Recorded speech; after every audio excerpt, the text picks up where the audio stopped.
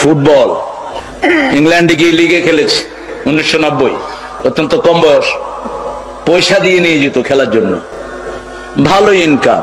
ওই টিচার শ্রেষ্ঠ টিচার, আমি অক্সফোর্ডের 3 বার শ্রেষ্ঠ টিচার হয়েছি। আজকে বলে ফেললাম ফট করে, এটা কেউ জানে না, আমার পরিবারও জানে। ব্রিটিশ একজন মডেলকে আমি কালেমা পড়ালাম, ব্রিটিশ মডেল ছিলেন তিনি। তখন আমি ব্রাইটন ইসলামিক সেন্টারের খতিব, 90 সাল। আব্দুর রহমান আস-সুদাইস, এই বেটা আমার ছোট্ট ভগ্নিপতির বাসায় আসে, অত্যন্ত ক্লোজ আমাদের পরিবারের সাথে। তিনাকে জিজ্ঞেস করা হলো লাইলাতুল কদরে আপনি কত পান? বলছে 87 রাতের জন্য আমি পাই বাংলাদেশি টাকার 100 কোটি টাকা। দর্শক দেখলেন আপনার এতক্ষণ আমাদের বাংলাদেশের শ্রেষ্ঠতম চাপাবাজ, আপনারা সকলেই তাকে চিনে থাকেন এক নামে।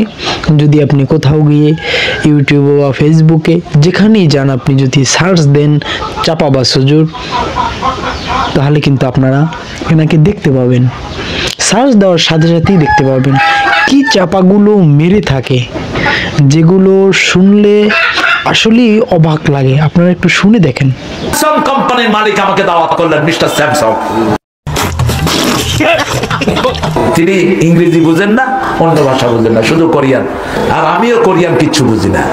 আমার টুপি ওর মাথা দিয়ে দিলাম, মিস্টার স্যামসাং পৃথিবীর শ্রেষ্ঠ একটা কোম্পানি। ডোনাল্ড ট্রাম্প, এই ডোনাল্ড ট্রাম্প আমার সাথে অনেকবার সাক্ষাতের অবস্থা হয়েছে, আমি যাইনি। এই ট্রাম্প হলো তার পরিবারিক লকব, এই তারাম। এই লোকটা দাদা পরদাদা ছিল সিরিয়া, হাদিসে তার নাম এসেছে। সিরিয়া থেকে তার পরিবার বিভিন্ন ভাবে মাইগ্রেটেড হয়েছে, তার পরদাদা। এই হচ্ছে আমাদের বাংলাদেশের চাপাবাজ হুজুর।